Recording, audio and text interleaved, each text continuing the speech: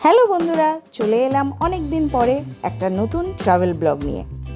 8ই August শনিবার আমরা দুজনে বেরিয়ে পড়লাম কাঞ্চিপুরমের উদ্দেশ্যে। তোমরা অনেকেই জানো আমি চেন্নাইতেই থাকি, সেই জন্য চেন্নাই থেকে মাত্র 2 ঘন্টার ডিস্টেন্সে রয়েছে Kanchipuram, the city of 1000 temples. প্রায় 2000 বছরেরও বেশি পুরানো এই কাঞ্চিপুরম শহরটি প্রাচীনকালে পল্লব রাজাদের রাজধানী ছিল। দক্ষিণ ভারতের শিক্ষা, সংস্কৃতি ও ধর্মচর্চার অন্যতম গুরুত্বপূর্ণ কেন্দ্র ছিল এই শহর। অনেক সময় এই শহরকে দক্ষিণ ভারতের বারাণসীও বলা হয়। যেমন বারাণসী উত্তর ভারতের অন্যতম প্রাচীন ও পবিত্র একটি তীর্থস্থান, তেমনি দক্ষিণ ভারতের কাঞ্চিপুরমও হল একটি অতি প্রাচীন এবং পবিত্র তীর্থস্থান। সেদিন আমাদের বেরোবার সময় থেকেই আকাশের মুখ ভার এবং আমাদের পৌঁছতে পৌঁছতে সূর্যি মামা নিজের বাড়ি চলে যায়। তাই সানসেটের সময় কৈলাসনাথ মন্দির দেখার একটা মনের ইচ্ছা থাকা সত্ত্বেও আমরা যখন পৌঁছলাম তখন আলোর ছিটে ফোটা রেশটুকুই বাকি ছিল। সেই জন্য আমার মনটা একটু খারাপ হয়ে গিয়েছিল, কারণ প্রথম যে জায়গায় গিয়ে পৌঁছলাম সেই জায়গাটাই ভালো করে দেখতে পেলাম না। কিন্তু একটা জিনিস ভালো হয়েছিল, সন্ধে হয়ে যাওয়ায় আমরা বাবা কৈলাসনাথের দর্শন খুব সুন্দর করে করতে পেরেছিলাম, একটু ফাঁকা ছিল বলে।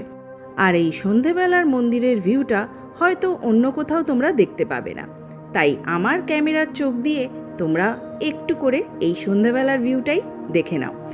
এরপরে এই মন্দিরের সম্বন্ধে পূর্ণ বর্ণনা আর সকালের সুন্দর ভিউ আমি তোমাদের পরে দেখিয়ে দেব।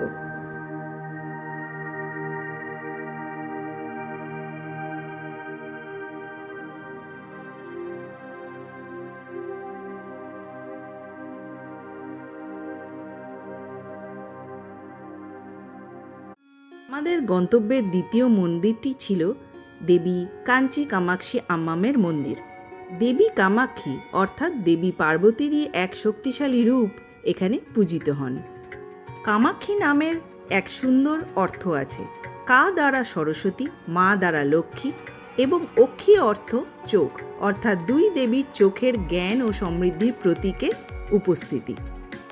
আবার দেবী কামাক্ষী মন্দিরকে অনেক সময় শক্তিপীঠের একটি পীঠ হিসেবেও গণ্য করা হয়।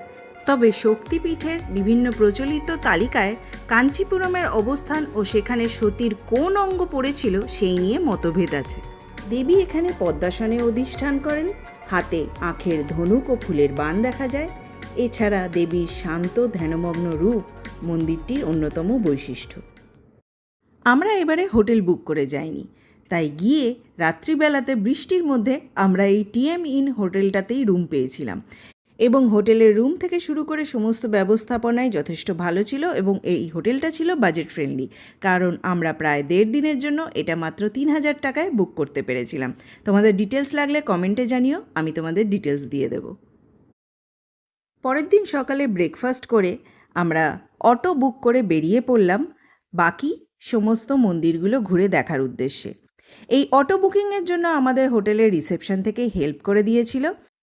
অটোটা আমরা বুক করে নিয়েছিলাম 4 থেকে 5 ঘন্টার জন্য মেন 7খানা টেম্পল দেখার উদ্দেশ্যে, এবং অটো আমাদের পড়েছিল 1000 টাকা। এটা কিন্তু মোটামুটি পকেট ফ্রেন্ডলি, কারণ নিজেদের গাড়ি নিয়ে আমরা যদি যেতে যেতাম তাহলে আমাদের প্রত্যেক জায়গায় আলাদা আলাদা পার্কিং চার্জ দিতে হতো, প্লাস রাস্তায় ট্রাফিকের ঝামেলা তো আছেই। সেই জন্য অটোয় করে মন্দির দর্শন করাটাই কিন্তু কাঞ্চিপুরমের ক্ষেত্রে বেস্ট অপশান। তোমরা যদি নেক্সট কাঞ্চিপুরম ঘুরতে আসার প্ল্যান করো তাহলে আমায় কমেন্টে জানিও, আমি তোমাদের এই অটোওয়ালা দাদার নাম্বার প্রোভাইড করে দেব। দ্বিতীয় দিনের আমাদের দ্রষ্টব্যের প্রথম মন্দির ছিল একাম্বরেশ্বর মন্দির। এটি ভগবান শিবের পঞ্চভূত স্থলমের মধ্যে পৃথিবী তত্ত্বের প্রতিনিধিত্ব করে, তাই এই মন্দির শিব ভক্তদের কাছে খুবই গুরুত্বপূর্ণ।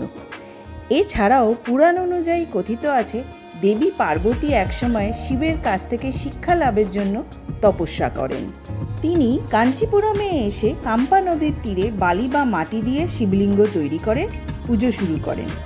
ভগবান শিব তার ভক্তি পরীক্ষা করার জন্য নদীতে প্রবল বন্যা সৃষ্টি করেন। পার্বতী তখন নিজের শরীর দিয়ে সেই মাটির শিবলিঙ্গকে রক্ষা করেন। তার এই অটুট ভক্তিতে সন্তুষ্ট হয়ে ভগবান শিব তাকে গ্রহণ করেন। এই কারণেই এই শিবলিঙ্গটি এখানে পৃথিবী লিঙ্গ হিসেবে পূজিত হয়। এই মন্দিরের রাজা গোপুরম বা প্রধান দরজা প্রায় 55 মিটার বা 180 ফুট উঁচু। মন্দিরের বিশাল প্রাঙ্গণ, দীর্ঘ করিডোর, অসংখ্য স্তম্ভ এবং সূক্ষ্ম ভাস্কর্য দক্ষিণ ভারতীয় দ্রাবিড় স্থাপত্যের অসাধারণ উদাহরণ। এই মন্দিরের আরও একটি অন্যতম প্রধান আকর্ষণ হল 3500-এরও বেশি প্রাচীন একটি আম গাছ, যাকে মন্দিরের স্থলবৃক্ষও বলা হয়। প্রচলিত বিশ্বাস অনুযায়ী মা পার্বতী এই আম গাছের নিচেই শিবের আরাধনা করেছিলেন। গাছটির প্রধান 4টি শাখাকে 4টি বেদের প্রতীক বলেও মনে করা হয় এবং প্রচলিত বিশ্বাস অনুযায়ী 4 শাখায় 4 ধরনের স্বাদের আম ফলত। এই মন্দিরে আরও দেখা যায় আইরাম কাল মণ্ডপম, অর্থাৎ 1000 স্তম্ভের মণ্ডপ। বিজয়নগর যুগের স্থাপত্যশৈলীর এই মণ্ডপের স্তম্ভগুলিতে সূক্ষ্ম কারুকার্যও দেখা যায়।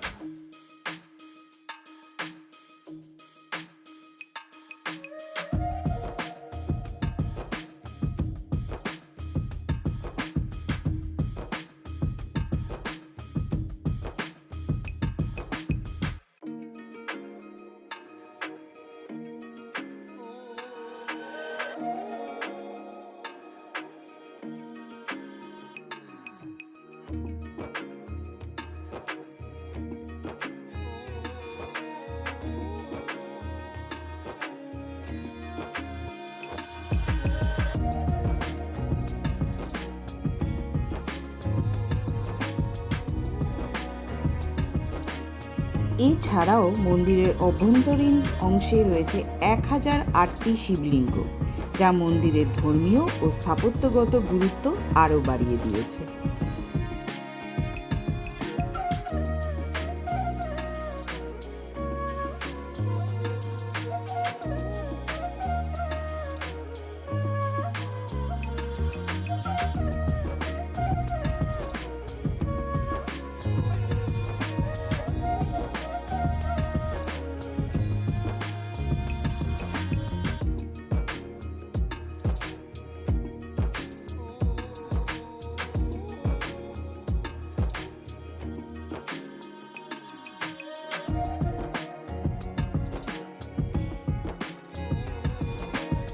এই মন্দিরের যে বিশেষ আম গাছটির কথা আমি কিছুক্ষণ আগে তোমাদের বললাম, সেই আম গাছটির হলো এইটি। আর তাছাড়াও দক্ষিণ ভারতের সমস্ত বড় বড় মন্দিরেই থাকে 4টি করে প্রধান দরজা বা গোপুরম, পূর্ব, পশ্চিম, উত্তর এবং দক্ষিণ।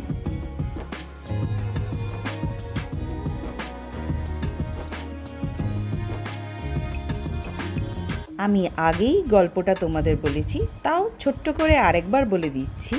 এই আম গাছের নিচেই মা পার্বতী কাঞ্চিপুরমে এসে সেই মাটি দিয়ে শিবলিঙ্গ নির্মাণ করেন। সেই জন্যই প্রচলিত ব্যাখ্যায় বলা হয় একাম্বরেশ্বর কথার অর্থ হল এক আম গাছের অধীশ্বর বা আম গাছের প্রভু। আমাদের ভ্রমণের দ্বিতীয় মন্দিরটি ছিল কৈলাসনাথ টেম্পল। হ্যাঁ, তোমরা ঠিকই বুঝেছ। এই ব্লগের একদম শুরুতে সন্ধ্যের অন্ধকারে যে মন্দিরটি তোমাদের দেখিয়েছিলাম, সেই মন্দিরটি এবার তোমাদের দেখাবো সম্পূর্ণ দিনের আলোতে। কৈলাসনাথার মন্দির কাঞ্চিপুরমের একটি অন্যতম প্রাচীন ও অসাধারণ শিব মন্দির। এটি শুধু ধর্মীয় দিক দিয়েই নয়, 8ম শতাব্দীর পল্লব যুগের প্রাচীন দ্রাবিড় স্থাপত্য ও ভাস্কর্যের এক অসাধারণ নিদর্শন। মন্দিরটি পল্লব রাজা দ্বিতীয় নরসিংহ বর্মন, যিনি রাজসিংহ বর্মন নামেও পরিচিত ছিলেন, তিনি নির্মাণ করেন। পরবর্তীকালে তার উত্তরসূরিরা মন্দিরের কিছু অংশ সংযোজন করেন। অর্থাৎ আজ যে মন্দিরটা আমরা দেখছি তার ইতিহাস প্রায় 1300 বছরেরও বেশি পুরানো। এই মন্দিরের দেবতা, যিনি কৈলাসনাথার নামে পূজিত হন, তিনি হলেন 10 ফুট উচ্চ এক সুবিশাল শিবলিঙ্গ। এই মন্দিরের ভিত্তি তৈরি হয়েছে গ্র্যানাইট পাথর দিয়ে, আর উপরের কাঠামোতে ব্যবহার করা হয়েছে স্যান্ডস্টোন বা বেলে পাথর। এছাড়াও চারপাশের দেওয়ালেও রয়েছে অসংখ্য ছোট ছোট শিব, পার্বতী, গণেশ, কার্তিক ও বিভিন্ন দেবদেবীর মূর্তি। পাথরের গায়ে সূক্ষ্ম অলঙ্করণ এবং ছোট ছোট দেবমূর্তি পল্লব শিল্পীদের অসাধারণ দক্ষতার পরিচয় দেয়।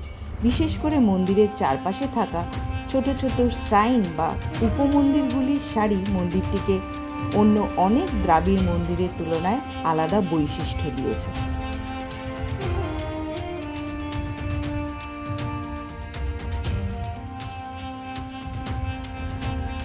কৈলাসনাথার মন্দিরকে অনেক সময় দক্ষিণ ভারতের প্রাথমিক দ্রাবিড় মন্দির স্থাপত্যের অন্যতম শ্রেষ্ঠ উদাহরণ হিসেবে দেখা হয়। পরবর্তী শতাব্দীতে দক্ষিণ ভারতের যে বিশাল গোপুরম মণ্ডপ এবং দ্রাবিড় মন্দির স্থাপত্যের বিকাশ ঘটে তার প্রাথমিক রূপ বোঝার জন্য এই মন্দির অত্যন্ত গুরুত্বপূর্ণ। আরেকটি বিশেষ বিষয় হলো এটি পরবর্তী যুগের বিশাল মন্দিরগুলির মতো অত বড় না হলেও বরং এর প্রাচীনত্ব, ভাস্কর্যের সূক্ষ্মতা এবং স্থাপত্যের ঐতিহাসিক চরিত্রই এর প্রধান আকর্ষণ। আমাদের এবারের ভ্রমণের তৃতীয় মন্দিরটি হল কচ্ছপেশ্বর মন্দির বা কাচাবেশ্বর মন্দির। কাঞ্চিপুরমের অন্যতম প্রাচীন ও ঐতিহ্যবাহী এই শিব মন্দির হল কচ্ছপেশ্বর মন্দির বা তামিল ভাষায় কাচাবেশ্বর টেম্পল। মন্দিরটি ভগবান শিবের উদ্দেশ্যে নিবেদিত এবং এর সঙ্গে জড়িয়ে রয়েছে বিষ্ণুর কুর্ম অবতারের এক বিশেষ পৌরাণিক কাহিনী।